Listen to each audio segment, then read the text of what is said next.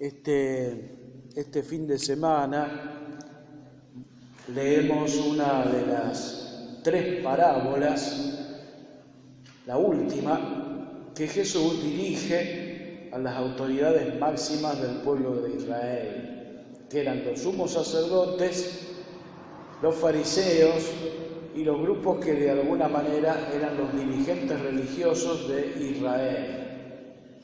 Y les está diciendo a través de estas parábolas, justamente porque las autoridades máximas cuestionaban a Jesús y cuestionaban todo lo que decía y cuestionaban todo lo que hacía.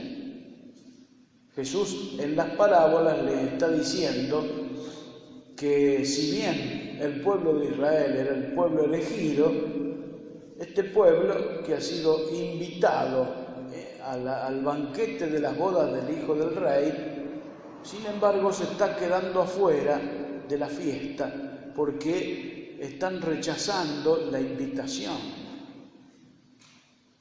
No porque Dios los excluya, sino porque ellos ponen excusas para participar del banquete, de la fiesta. Y si ustedes recuerdan, es muy parecido esto a la parábola del hijo pródigo, donde el rey va a recibir a su hijo que estaba perdido, que había sido, anduvo por distintos caminos y alejado del padre, y lo recibe con todos los honores y hace una fiesta. Sin embargo, el hermano más grande rechaza participar de la fiesta. Así Israel rechaza participar del banquete, que es el banquete que Dios ha preparado para toda la humanidad. Israel, de alguna manera, poniendo excusas y también maltratando a aquellos que habían sido enviados, que eran los profetas, se pone en un lugar fuera del banquete de bodas y de la fiesta. Luego dice esta parábola que los discípulos de este rey, los servidores, van a salir a los caminos a buscar a todos los que encuentren, buenos y malos, y los va a invitar al banquete. Y allí empieza a llenarse de convidados en la sala nupcial. ¿Quiénes son esos que sale a invitar allí por los caminos y allí los encuentra y allí entonces son convidados al banquete? ¿Quiénes son estos? Nosotros. Nos encontró por ahí, andando. Buenos y malos, dice, no estamos acá porque somos los mejores, sino porque estábamos ahí por el camino. Dios nos invita a todos y nos hace entrar a su mesa.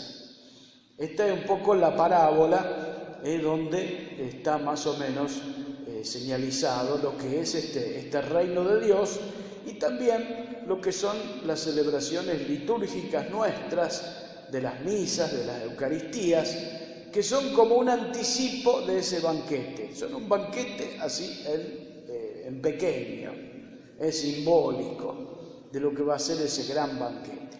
Estamos invitados todos y también nosotros tenemos que invitar a nuestros hermanos para este banquete del reino.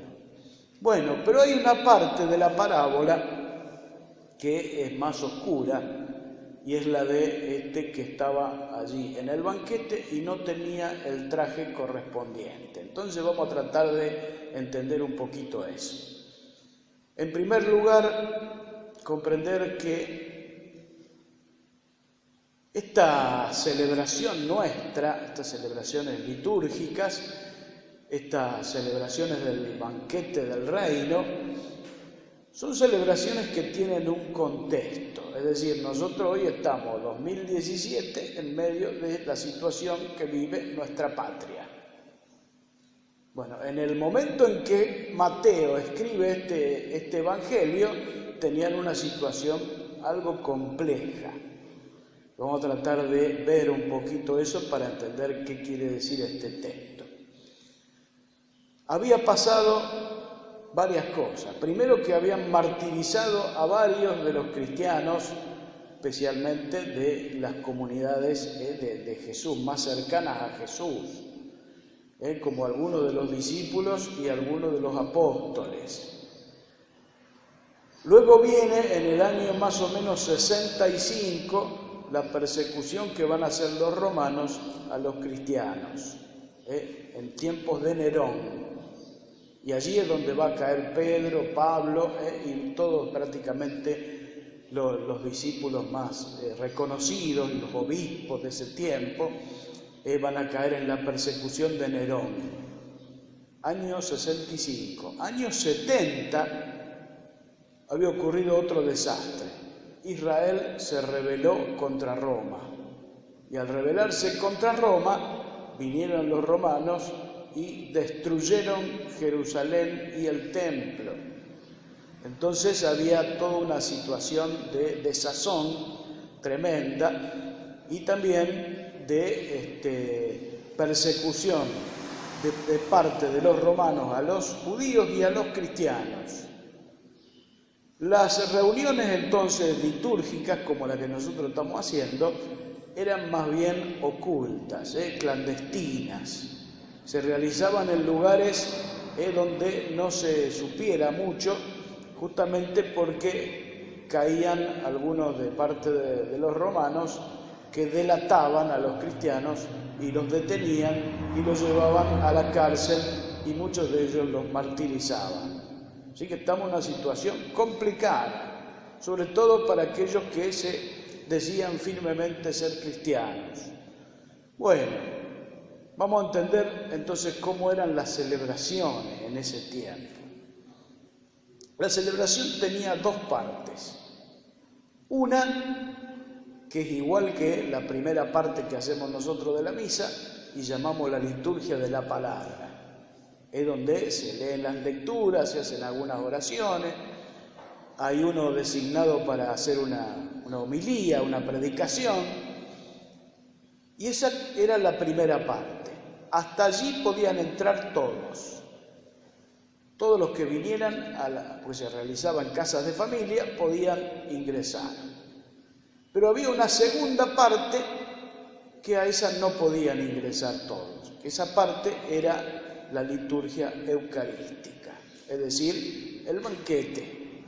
Allí se realizaba el cuerpo y la sangre de Jesús, allí se compartía entonces, como Jesús les había dicho, hagan esto en memoria mía, lo de la última cena. Es como si nosotros dijéramos, bueno, ahora que terminamos la predicación, pasamos a la otra sala, pasamos al salón parroquial y allí se va a hacer la cena, pero van a pasar solamente los que saben la contraseña. ¿Cuál era la contraseña? Para pasar a la otra parte tenían que saber el credo. El credo. ¿Saben ustedes el credo? Porque es importante, ahí está, ¿ves? ¿Qué es lo que nosotros creemos? El contenido de nuestra fe está ahí resumido en esa oración. ¿Quiénes sabían el credo? Los bautizados. Entonces, en la última etapa de la formación de los catecúmenos, los que se iban a bautizar, la última semana se les enseñaba el credo y se les enseñaba también el Padre Nuestro, las oraciones claves nuestras. Esas oraciones eran como que se mantenían en secreto hasta que iban a dar el paso de bautizarse. Entonces, esas personas conocían el credo, conocían el Padre Nuestro, las oraciones fundamentales, y para pasar a la otra parte tenían que recitar el credo. Era como saber la contraseña, es saber la clave, saber el PIN, si ustedes quieren. Si no saben eso, no pueden entrar a la otra parte. Solamente sabían eso, decía, los que estaban bautizados, es decir, los que estaban revestidos de Cristo. ¿Se entiende ahí? Los que estaban revestidos de Cristo. Bueno, entonces está el banquete, la segunda parte. Llega el rey y se encuentra con que había uno que no estaba revestido de Cristo. Ahí está lo que dice el Evangelio de hoy. Solamente Mateo pone esto, porque esta parábola está también en el Evangelio de Lucas, pero esta parte Lucas no la pone solo Mateo.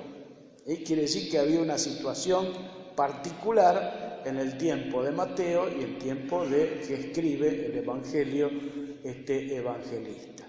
Quiere decir entonces que es muy importante que nosotros veamos que había una situación muy complicada. No cualquiera podía entrar a las celebraciones, sobre todo a la parte fundamental de la liturgia eucarística. Allí en la mesa donde estaban solo los discípulos, solo aquellos que habían sido revestidos de Cristo, bautizados, que habían hecho la opción por Jesús de sus vidas.